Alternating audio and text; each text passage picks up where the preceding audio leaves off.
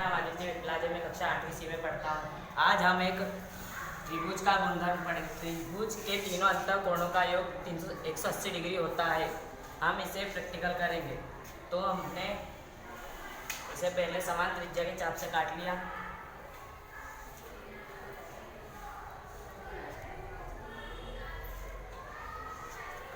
अब इन्हें काटने के बाद जमा देंगे। थोड़ा जोर से ठोक देना।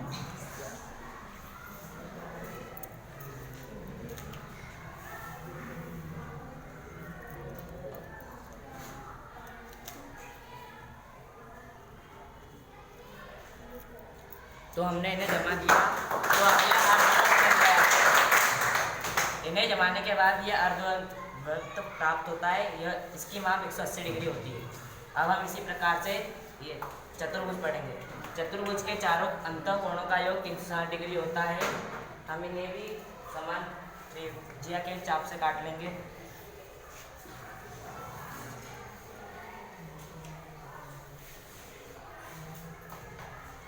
इन्हें काटने के बाद इन्हें भी जमा देंगे।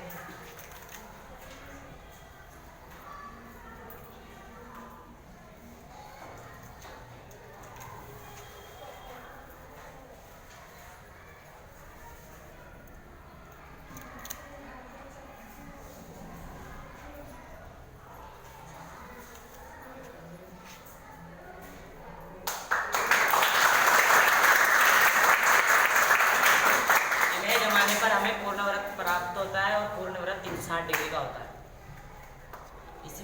इस प्रकार हमने त्रिभुज के गुणधर्म और चतुर्भुज के गुणधर्म पढ़े। ठीक है, क्लियर हुआ?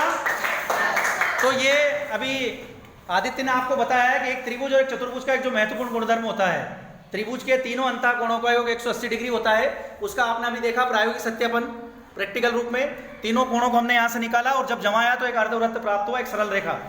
इसी प्रकार चतुर्भुज के चारों अंतः कोणों का योग 360 होता है। तो चारों कोणों को हमने यदि काट के अलग चस्पा किया तो एक पूर्ण वृत्त प्राप्त हुआ।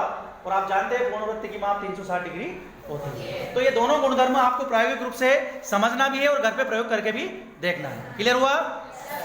चलिए।